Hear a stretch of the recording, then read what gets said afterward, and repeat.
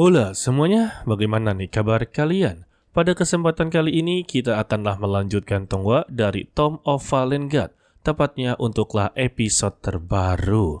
Untuk di episode sebelumnya, Chenan telah berpisah dengan Long Wu. Setelah mereka berpisah, Chenan menghajar Raja Xiantian sampailah babak belur. Tetapi di sana ya ada seseorang yang tidak dikenal berasal dari wilayah barat. Lagi-lagi ya pihak dari kultus gereja. Mereka sangatlah menyaksikan pertarungan antara wilayah timur. Dan mereka datang ya untuk membalaskan dendam atas kejadian sebelumnya guys. Kalau begitu langsung saja kita masuk ke dalam ceritanya. Untuk Chenan melihat kedua belah pihak telah berada di arena, dia langsunglah mempersilakan kepada kedua belah pihak untuk saling menyerang satu sama lain. Terutama ya untuk Nanggung Qian-er dan Meng Ke-er sebenarnya adalah satu rival guys. Mereka berdua sering bermain hina-hinaan atau ya memprovokasi. Untuk Meng Ke-er mengingatkan kalau Raja Iblis kecil yaitu Xiantian sedanglah terluka parah. Apakah mereka ingin terus melanjutkan pertarungan yang sia-sia? Karena ujung-ujungnya Xiantianlah yang akan dihabisi. Jawaban dari Nanggung Qian-er, dia sebenarnya tidaklah dirugikan. Justru merekalah yang akan dirugikan karena Xiantian sedanglah menghadapi beberapa bawahannya. Tetapi Nanggung Qian-er tiba-tiba memutuskan untuk kembali ke tempatnya dan mempersilakan kepada Meng Ke-er untuklah menyelesaikan urusannya. Sehingga ya Meng Ke-er menerjang ke arah Raja Iblis Xiantian. Menyadari hal itu, Xiantian langsunglah meminum sebuah pil, membuat tubuhnya kembali pulih. Ya, tidak sepenuhnya, tetapi dia bisa untuklah melanjutkan pertarungan.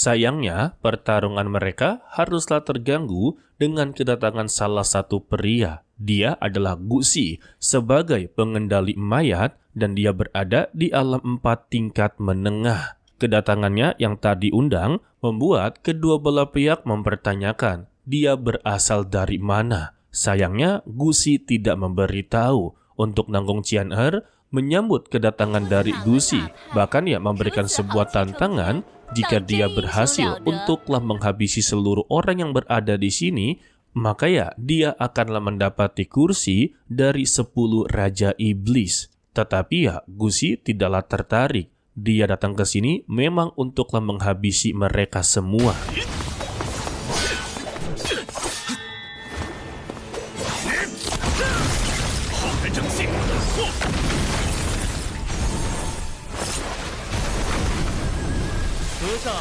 Dan kita diperlihatkan kalau Nanggong Yun sedanglah berhadapan dengan sang biksu.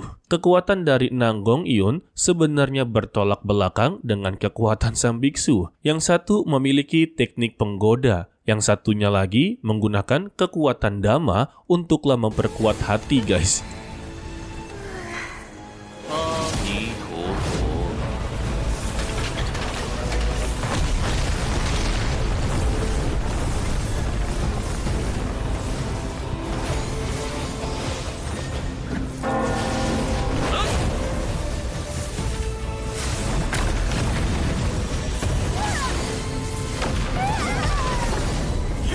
Kembali kepada Meng Ke-er yang sangatlah kesal kepada Xiantian.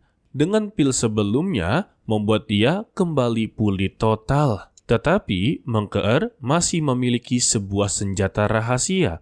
Dia memanggil petaka surgawi untuklah mengakhiri pertarungan ini. Tetapi ya untuk Gu Xi melihat kalau Meng Ke-er adalah satu-satunya orang terkuat di antara mereka semua. Dan dia tertarik untuklah menghabisi orang yang terkuat terlebih dahulu. Sehingga pertarungan mereka langsunglah diganggu.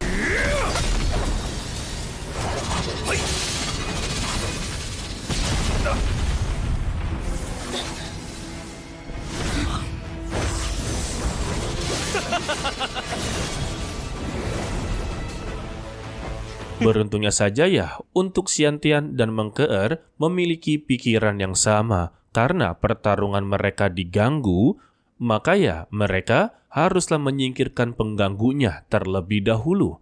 Terlebih untuk Gusi telah menyatakan kalau dia sedanglah memperjuangkan posisi tertinggi dari kultivator generasi termuda. Meng Ke'er mengakuinya kalau dia memang sangatlah kuat.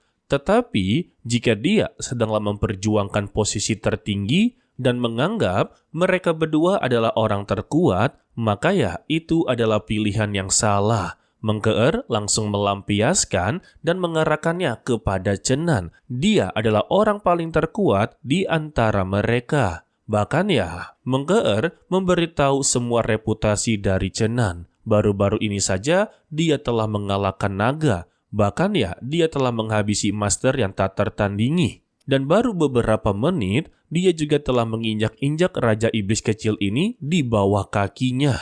Mendengar itu ya, Gusi sangatlah tertarik. Semua pernyataan dari Meng Ke'er kalau Chen Nan telah memenuhi syarat untuklah menjadi lawannya. Ya elah, kebetulan dia datang ke sini hanya untuklah menantang orang terkuat, tidaklah menantang orang-orang seperti mereka. Menurutnya, jika mengalahkan orang paling terkuat, maka ya orang-orang yang berada di bawahnya sudah pasti akanlah memujanya.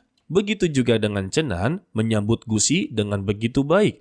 Jika dia inginlah bertarung dengannya, maka ya dia akanlah meladeninya. Tetapi Tuan Long mempunyai sebuah ide gila. Entah ini ide gila atau tidak ya, dia menyarankan kepada Gusi dan Chen Nan, meski mereka bertarung dan saling menghabisi satu sama lain, untuk para jenius lainnya yang sedanglah bertarung, bisa saja mengambil kesempatan dalam kesempitan untuklah menghabisi mereka berdua. Dan akhirnya mereka berdua tidak akanlah mendapati apapun. Jadi saran dari Tuan Long, lebih baik semuanya disingkirkan terlebih dahulu, agarlah mereka berdua bisa bertarung dengan leluasa. Dan siapa sangka Gusi menyetujuinya. Sehingga Gusi memerintahkan malaikat jatuhnya untuklah menyerang mereka semua.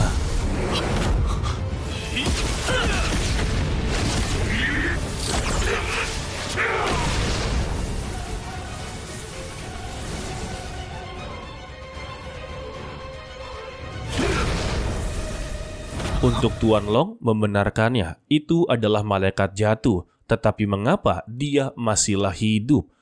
Dari sinilah mereka menyadari kalau Gusi adalah pengendali mayat. Dan para pengendali mayat ini memiliki sejarah yang terkenal. Dalam ribuan tahun yang lalu, mereka dikenal sebagai pengendali para malaikat dan para dewa. Intinya, mereka begitu sangatlah kuat. Tetapi entah mengapa mereka tiba-tiba mengalami kehancuran dan tiba-tiba menghilang begitu saja. Dan baru kali ini ya mereka bertemu dengan salah satu pengendali mayat. Dan Tuan Long memberitahu alat untuk mengendalikan mayat adalah cincin yang sedanglah dia pegang.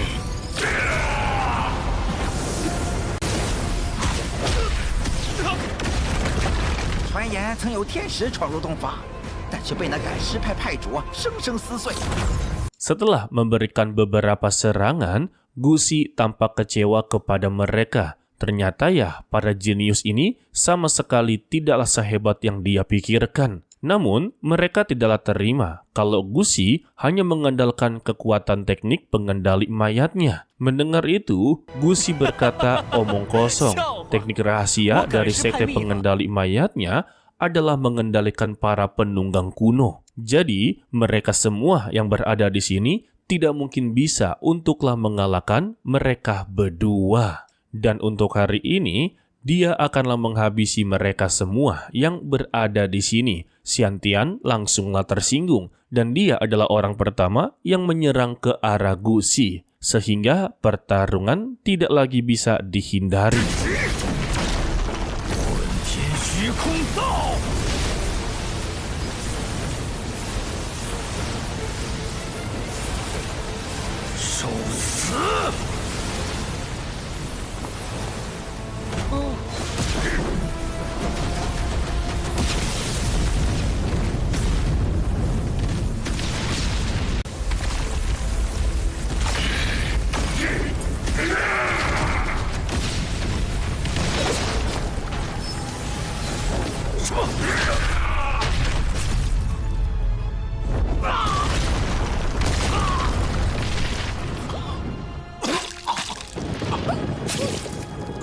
挑衅我的代价。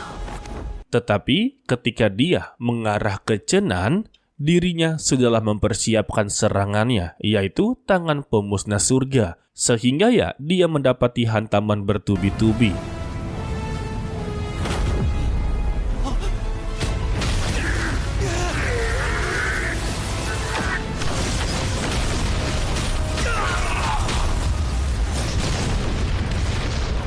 Dan mereka semua menganggap kalau Gusi telah dikalahkan. Bahkan ya ada yang mencoba menghina-hinanya.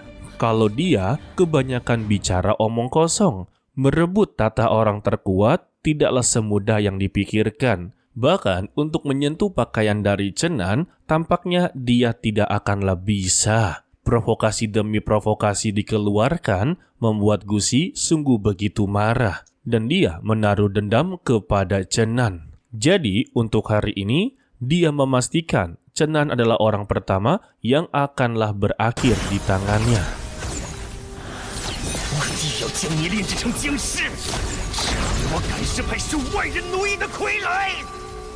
Lantas, Chenan membalas, jika dia mampu, maka cobalah sekarang. Dan mereka berdua langsunglah baku hantam. Tetapi ya, tidaklah baku hantam dengan Gusi, melainkan dengan malaikat jatuh, karena dia adalah pengendali mayat.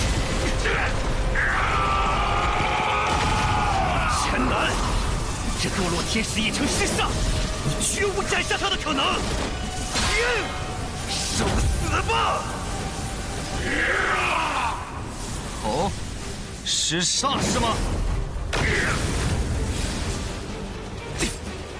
我打的就是石煞。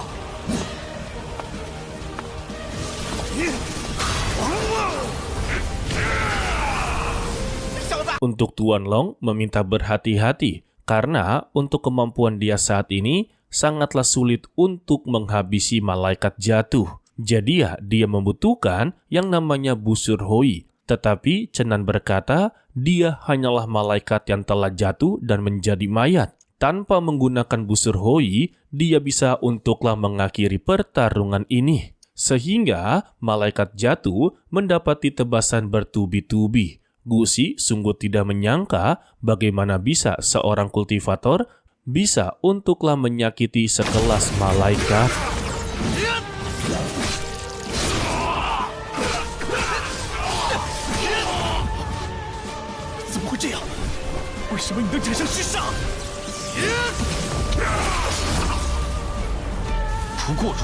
Tidak sampai di situ, Chenan berhasil memotong kaki dari Gusi. Dan dia juga mengakhiri penderitaan dari sang malaikat jatuh yang selama ini telah dikendalikan, guys.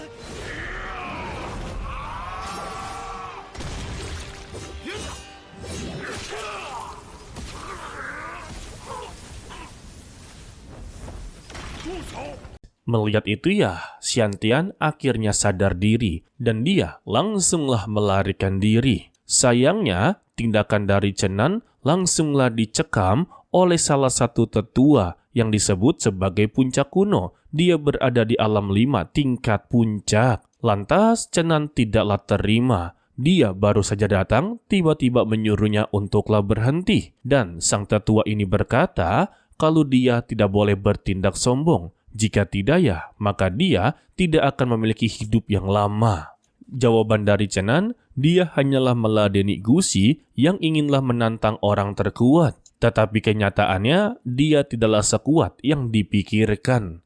Untuk sang tetua mewakili Gusi dalam permintaan maaf, kalau muridnya ini sudahlah keterlaluan. Jadi ya saran dia, mereka berdua haruslah mundur selangkah. Maksudnya itu ya, menghentikan pertarungan ini. Di dalam batinnya Chenan, kalau pria tua ini berada di alam peringkat kelima. Ditambah, jalan kebenaran dan jalan kejahatan sedanglah mengamati pertarungan ini.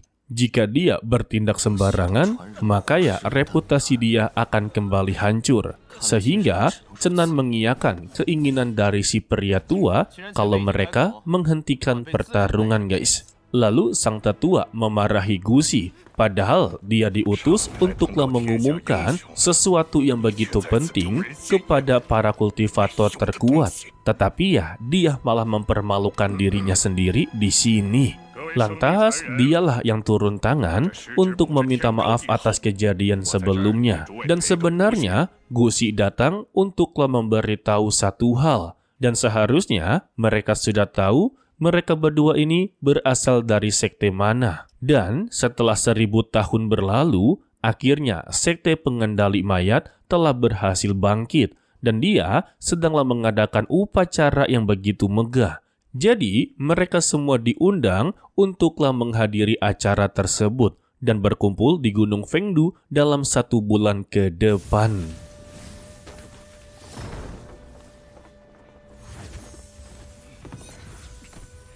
Setelah pria tua ini membawa pergi Gusi, Chen Nan langsunglah digoda oleh Nanggong Qianer. Kalau dia sungguhlah luar biasa, mengapa dia tidaklah menjadi pangeran pertamanya? Tetapi ya, Chen Nan tidaklah meladeninya. Dia masihlah terfokuskan dengan sekte pengendali jahat adalah sekte yang begitu jahat, lebih jahat dan kejam daripada jalan kejahatan. Sudah pasti ya, dengan undangan ini, sudah pasti mereka telah menyembunyikan sesuatu. Apalagi nama mereka terkenal dalam zaman kuno. Hal ini membuat Chen Nan semakinlah tertarik dan penasaran. Dan Chen Nan berpikir, kemungkinan jika dia datang ke sana, dia akanlah mendapati sebagian ingatannya di zaman kuno. Ya, lagi-lagi Chen Nan berpikir seperti itu ya. Namun, Chen Nan tetaplah mewaspadai ambisi besar dari sekte pengendali mayat.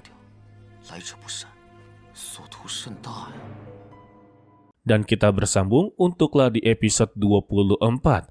Ya, untuk episode kali ini hanyalah sebuah perkenalan dari Gusi dari sekte pengendali mayat sebagai penggerak dari alur cerita untuklah ke depannya guys. Ya, untuk Raja Iblis Yantian lagi-lagi kembali berhasil melarikan diri. Kayaknya sih ini akan menjadi rival bagi Chen Nan guys. Oke lah, sepertinya cukup sampai di sini saja dulu untuklah video kali ini. Mimin ucapkan terima kasih kepada kalian yang telah menonton sampai akhir. Pesan dari Mimin, tetaplah menjadi orang yang baik, walaupun itu sangatlah sulit. To be continue, sampai jumpa di video berikutnya. Bye-bye.